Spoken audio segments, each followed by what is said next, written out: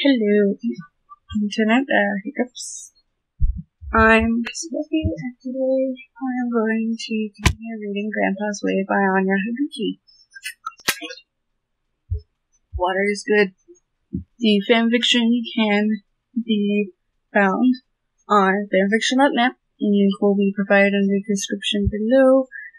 Thank you all so much for watching, listening. So let's begin with Chapter 3, Meeting Your Fiancé. Again. I can't believe I'm wearing this. Yukio looked at her own reflection in the mirror, at the light pink spaghetti strap shirt that covered her torso, at the white soft skirt that hugged her hips tightly and then expanded itself to the hemline below her knees, and the matching white classic high-heeled shoes. Oh my god, I look like a woman, she protested. Is that a bad thing, dear? Hana asked, entering the room. I never dressed like this, Granny. I look stupid. No, you don't. You look perfect. She approached her granddaughter and put her hands on her shoulder. Just like your mother, she added sweetly. Really? The younger asked, her voice quivering. I've always seen her in you, dear. It's a shame that you never dressed like this. Maybe we should change that. Yukio blinked away a tear and nodded. Maybe, she agreed. Now sit down. It's time for makeup. Ah, Granny, she complained. Just a little bit, Yukio. It's a formal dinner. You need to look good. Fine, she relented grumpily and sat on her bed. Mrs. Hibiki placed 2 glasses on the table, taking a long look around to make sure everything was on its place. Kita showed up from the kitchen carrying a couple of wine bottles. If I remember correctly, this is Akiro's favorite. He lifted the bottle to his eye level. And this is Ichiro's. He nodded to the other bottle. I don't know, dear. I've never paid attention to that. Where are we sitting? Well, you sit there at the end of the table. I'll be right next to you and Ryoga beside me. Akira sits at the other end of the table next to Ryoga. At the other side, I placed Yukio, Hana, and Ichiro. So Ryoga will be facing his fiancé. Will be facing Yukio. He grinned.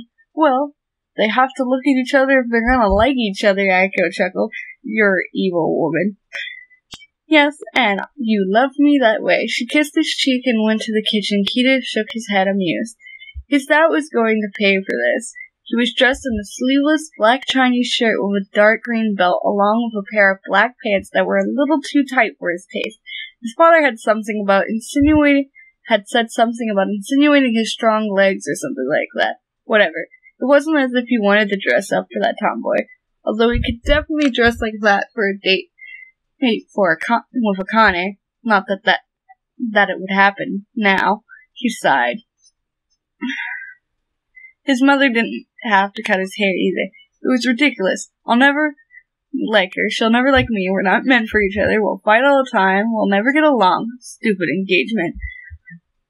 We're here, Hana exclaimed, excited. Yukio looked up at the beautiful house that laid in front of her. So this is the Hibiki residence, huh? Ichiro asked. Nice place. Yuchensita, you look lovely tonight. Are you ready to meet your fiancé? Whatever, Grandpa. Dear, you're late tonight. I'm hoping you will behave like one. Yes, Granny, she looked down ashamed. I can't believe they've changed Ron's hand for him. Stupid engagement. After a couple of knocks on the door, the Hibiki patriarch greeted them happily and ushered them into the house. Aiko came to greet them too, and after a few hugs and handshakes, the Hibiki couple directed their attention to their soon-to-be daughter-in-law. Finally, Yukio shook the girl's hand, making her blush. She didn't expect Ryoga's dad to be handsome. Kyo was a tall man, taller than their father, and was in a very good shape. Definitely a martial artist. He had night black hair and his eyes were crystal blue. She blushed deeper at the gentleness of his touch. Ryoga didn't look like him at all, did he? He didn't have clear eyes, he wasn't tall, and probably wasn't in good shape either.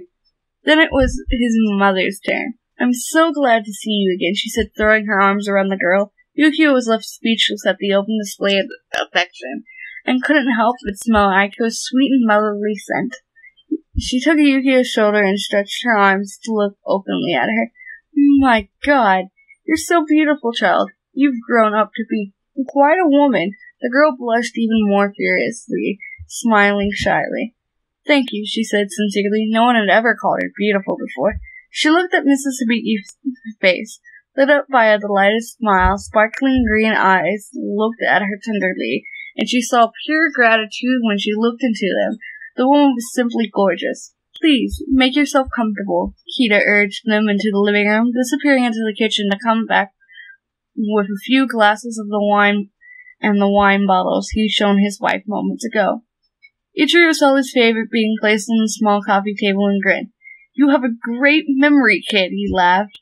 He knew that Hibiki hated to be called that, not just because it was a diminutive of his name, but also because he was younger than Ch3 and he used to tease him about it. You too, Itchy, he mocked, earning a glare from his old friend. Damn, I forgot he used to call me that. Itchy, Dad. Yukio lifted an eyebrow, amused. Just old nicknames, Uchan. Don't mind us, her father dismissed, embarrassed. Yukio decided she didn't want to know after all.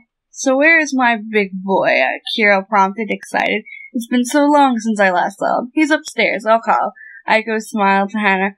Would you like to help me in the kitchen, Hana-san? Of course, Aiko-chan. The Kanaji matriarch exclaimed, standing up from the couch. Mrs. Sabiki called Ryoga from the base of the stairs, and seeing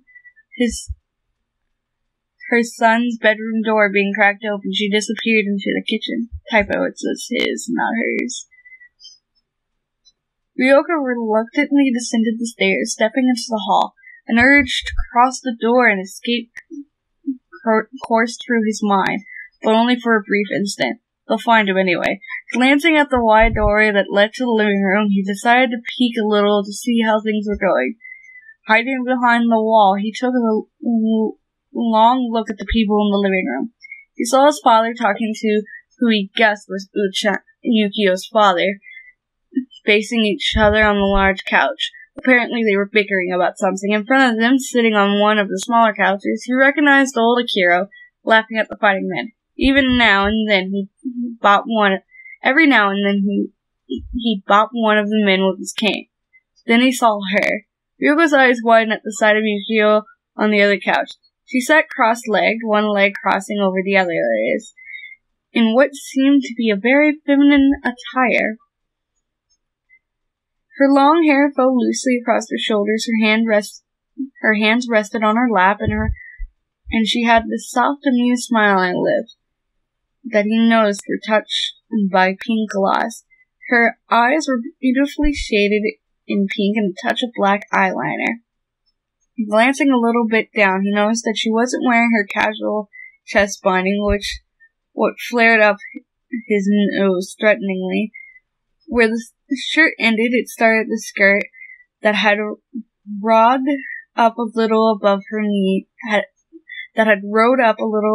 above her knees due to her sitting position. His eyes traveling across her long, well-toned legs, he had to clamp down his nose before it exploded. Poor Ryoga. Nosebleeds are his enemies. Ryoga fumed. What the hell did she think she was doing? She was supposed to be a tomboy, but no. She had to come all dressed up and looking astounding. She was looking like a girl, for Christ's sakes. He was sure it was his mother's doing. She probably had conspired with Yukio to make him miserable. Now he couldn't protest. His mother would say that she's not looking like a tomboy at all, and Yukio will probably act all nice in front of her to make his point known. I'm going to kill her.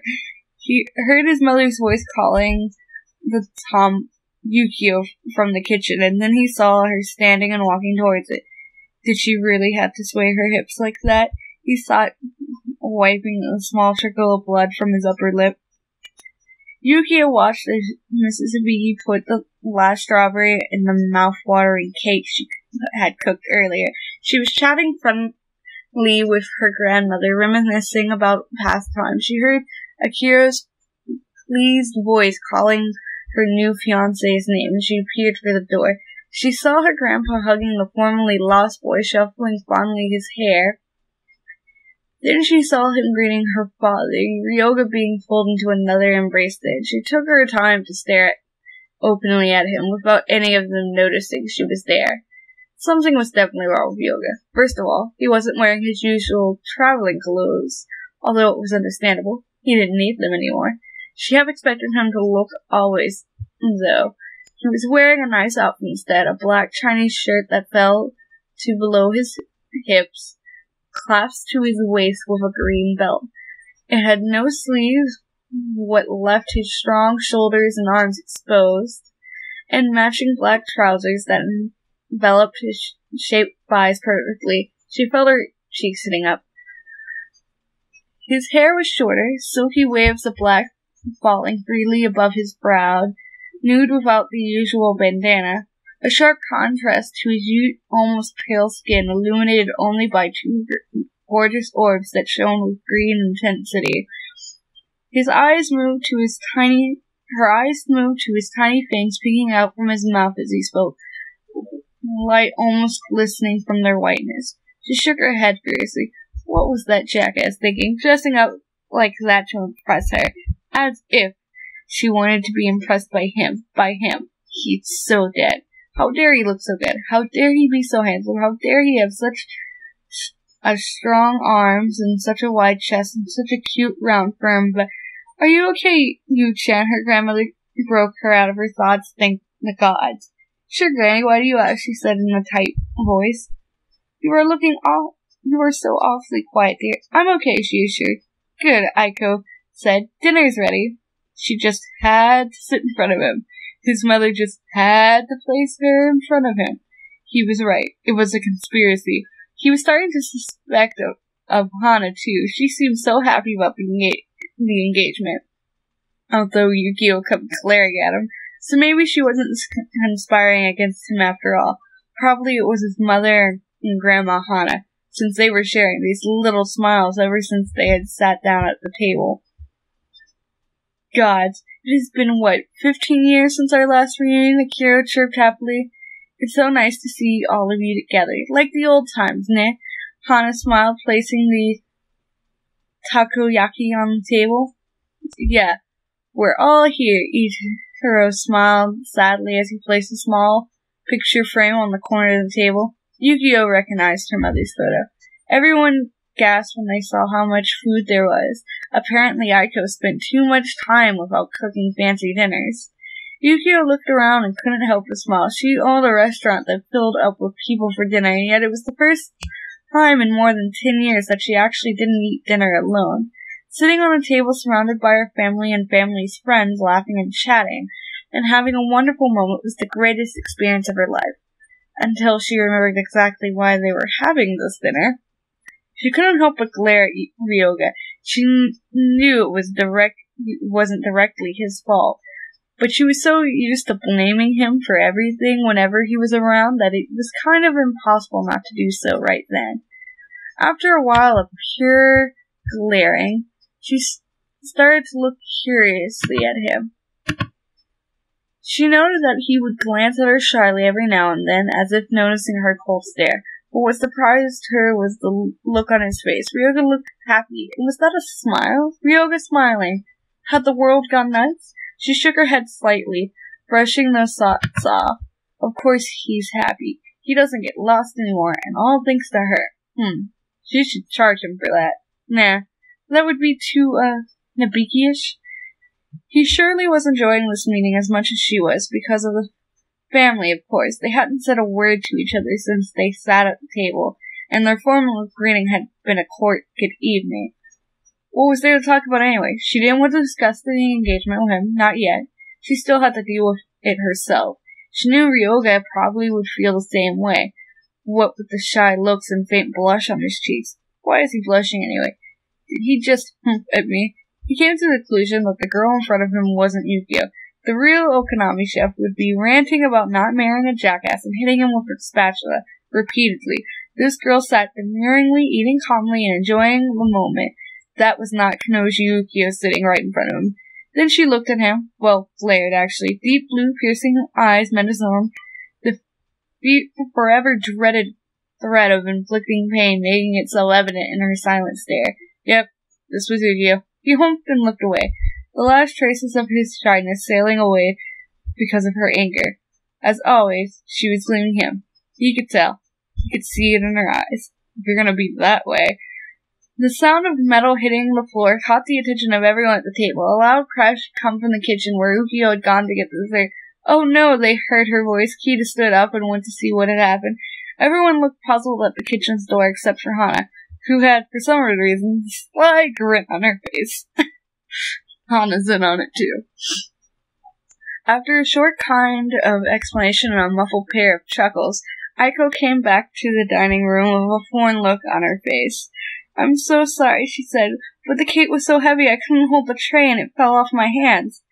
Ryoga lifted an eyebrow. A tray was heavy? For his mother? Oh no, Hana added her part of the matter. What are we going to do for dessert now? The women looked at the thing youth with a glint in their eyes. Ryoga dreaded. Why don't you go get us some ice cream, honey? His mother asked him. Sure, he nodded. Anything to get away for a while. He stood up and walked towards the door, stopping at his mother's next request. And take Yukio with you. Don't go alone. This made said girl jump off her seat. Do I have to go? She protested. Oh, even with a sense of direction, we still don't know our way around the neighborhood. Make sure he finds the ice cream parlor, will you? Aiko hid a grin as she pushed the girl softly towards her son. Don't take too long. They walked in silence for a couple of blocks, avoiding looking at each other. Yukio swung the paper bag in her hand lazily. The ice cream was safely covered anyway, until she couldn't take it anymore. He was wondering when she exploded, actually. Why didn't you stop this? She asked venomously, glaring sidelong at him. This is all your fault, you know. I lost Ranchan because of you. He just kept walking silently, unfazed by her outburst, although he couldn't help but roll his eyes. I thought you loved Akane, she spat, trying to make it clear to him that she didn't want him. Yes, he replied monotone, but I love my family more. He kept walking, annoying her, and how she stood frozen in the middle of the sidewalk. Unfortunately, she caught up to him. What's that supposed to mean? By the way, you're the one who agreed first. You said yes before I did, he glared at her. I thought they were talking about Ramna. Oh, and that leaves you blameless on the matter.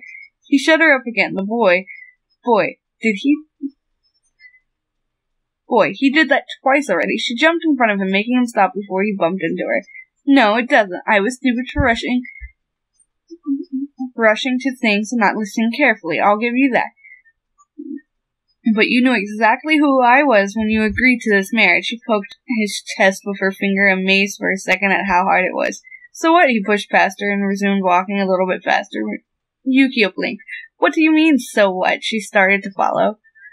Why the hell did you agree in the first place? My father asked me to. He threw above his shoulder. Aren't you old enough to make your own decisions? She glared at his back. Boy, he could walk fast. You don't understand. His voice was harder than before. No, I really don't. She spat as they finally entered the house again, lowering her voice. I don't get it, Hibiki.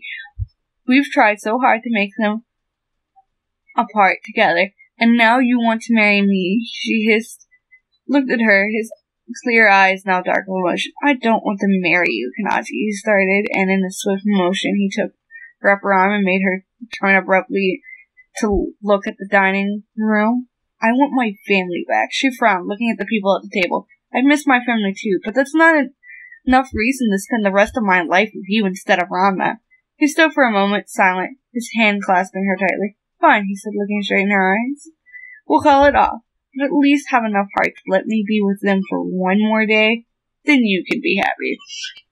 He let her go and resumed his seat, giving his mother the ice cream he was carrying. He got serious again. The smile that had been on his face before was now replaced by sorrowful frown. Yukio was still there, facing the people that had started all this, her and his families.